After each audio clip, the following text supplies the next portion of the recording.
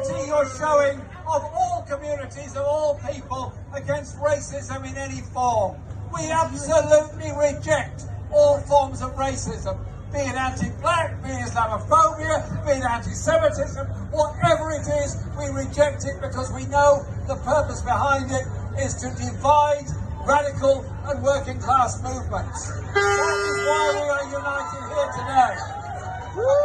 And this is UN Anti-Racist Day. All over the world there are demonstrations taking place. And when I've finished speaking here, I'm going off to send a direct message into a rally in Berlin, in Germany, of anti-racist campaigners there. And I think we have to say to them, well done on your campaigning. And I was so proud of the young people of Berlin on the night that the AfD gained a whole lot of seats and looked like they were in the ascendancy in Germany. Be clear about it, they're a fascist organisation. The young people went out on the streets that night and said, this is not done in our name. Our city is a city of anti-racism and a city that welcomes refugees. Now we're told there's a culture war going on. There's always been a culture war going on. There's always been a culture war that seeks to ignore and denigrate the anti-colonial history that our children ought to learn, must learn, and in the future let's make sure they all do learn it. And the growth of Black Lives Matter in the United States, the murder of George Floyd in the United States, set off a chain reaction around the world.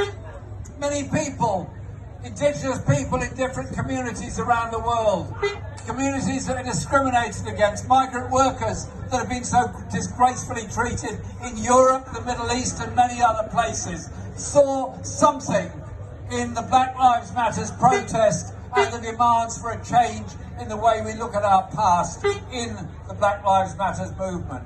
And I want to take this opportunity to say very seriously to you, whatever opportunities you have in education, in development of school curricula or anything else, let's make sure our children grow up understanding that the wealth, the knowledge, the science, the art, the poetry, the music of this world comes from people in every part of this world, not just from Europe and North America. And that our children should understand that when you begin to study the history of the anti-colonial struggle, its thread goes on and on. I'll give you an example.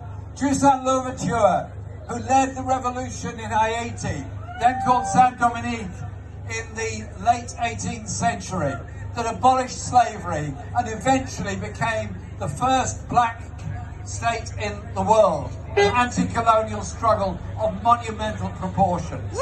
But in gaining their independence, they were forced to pay penurious sums of money to France to compensate the slave owners. That debt has saddled that country ever since then. The poverty in Haiti at the present time can be traced all the way back to that. So the reparations movement is not something that we dream about and think about. It should be real, it should be now, and it should be understood. And so, in that, we then look at the issues that face us at the present time. And I was very, very pleased to hear what Diane just said about policing and police issues that face this country. Quite simply, a young girl being strip searched is illegal, is wrong, and those police officers should not just be suspended, but should be removed from office altogether as a result of it. It is simply not acceptable to treat anybody in that way. And so our policing has to be a policing by consent, not a policing by force, which is what went on there. And so our protests about stop and search, our protests are very, very important.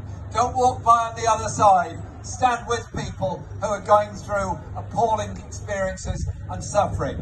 And I've noticed I'm being told to finish, so I'll be very, very brief on this last point. Around the world, there are 70 million people who are refugees. 70 million people want to live a life, want to make a contribution to this world, want to survive. They're looking for a place of safety. Sadly, they're dying in the Mediterranean. They're dying in the Aegean. They're dying in the English Channel. They're dying at the hostility of the wealthiest countries in the world against people who are victims of war, of poverty, of oppression, of human rights abuse. And so when the British government is proud to sell